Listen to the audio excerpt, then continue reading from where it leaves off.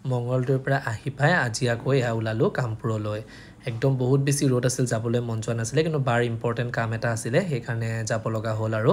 তাৰপিছত যেটো ঘৰৰ পৰা একো খাই আহা নাছিলো ভোক লাগিলে তো হে কঠিয়াতলিৰ হোটেলত আৰু এনেকৈ কিবা কিবি খাই ললো ইয়াত এটা ডাঙৰ কেছ হ'ল তাৰ মানে কি হ'ল মই আইচক্ৰীম লৈছিলো মাইনাহঁতৰ কাৰণে আৰু আইচক্ৰীমটোত লিখা আছিল 20 টকা কিন্তু দাদাজনে 25 টকাকৈ ধৰিছিল মই তাকে সোধাত ক'লে যে ফ্ৰিজিং চাৰ্জ লৈছো 5 টকাকৈ কিন্তু আইচক্ৰীমত আকৌ কিহৰ ফ্ৰিজিং চাৰ্জ আইচক্ৰীমটো ফ্ৰিজতে থাকে মই বেলেগ এখন দোকানৰ পৰা আকৌ পুনৰ আইচক্ৰীম লৈ আহিলো তাৰ পিছত এয়া বেংকৰ কামটো কৰি মেলি পেলাই আমি গলো বাহঁতৰ ঘৰত আৰু ফাইনালি বাহঁতৰ ঘৰ আহি পালো আৰু যেহেতু বহুত গৰম আছিল চাহ খোৱা নাই এয়া নেমু চৰবত অলপ খাই ললো তাৰপিছত বাহঁতৰ ঘৰৰ ওচৰতে যেটো জেঠাইহঁতৰ ঘৰ তালে আহিলো আৰু দাদাৰ যেটো বিয়া হৈছিলে অলপ দিনৰ আগতে আপোনালোকক দেখাইছিলে ব্লগত তো সিহঁতৰ বিয়াৰ এই এলবামটো চাই ললো তাৰপিছতে ভাত খালো খাবলৈ মনেই নাযায় গৰমত তথাপি খালো আৰু তাৰপিছত এয়া ঘৰলৈ বুলি আহিলো আজিলৈ বাই